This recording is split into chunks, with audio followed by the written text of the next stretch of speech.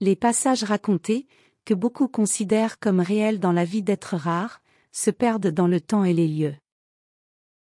Bien que la majorité l'ignore, ces passages proviennent de compilations faites, à partir de l'extraction et du résumé de diverses réflexions, présentes dans le livre sur les points de transformation. Dans les anciennes académies d'arts martiaux, il était courant que les instructeurs des premières années s'adressent aux élèves avec beaucoup de patience, tout en stimulant et en imposant la discipline. On raconte que, dans l'une des classes de ces académies, il y avait une petite fille, qui répétait les mouvements avec un silence et un respect absolu, bien qu'avec quelques imperfections. L'instructeur, observant ses mouvements incorrects, s'approche patiemment, et lui demande si elle ne veut pas se battre. La fillette, avec un respect humble, fait un signe négatif. L'instructeur lui demande alors la raison de sa présence ici. D'une voix douce mais ferme, elle répond qu'elle est là pour apprendre à se battre, et ainsi ne plus jamais avoir à se battre. Le silence qui s'installe marque un moment reflétant les points de transformation.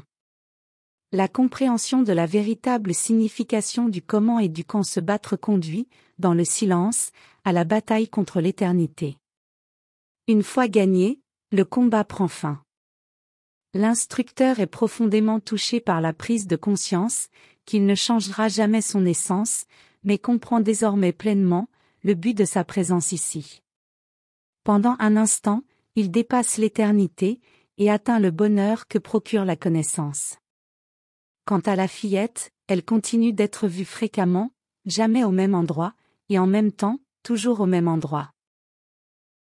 Le livre traite fréquemment de l'indépendance et de la liberté, révélant comment le loup des steppes est indépendant, mais pas véritablement libre.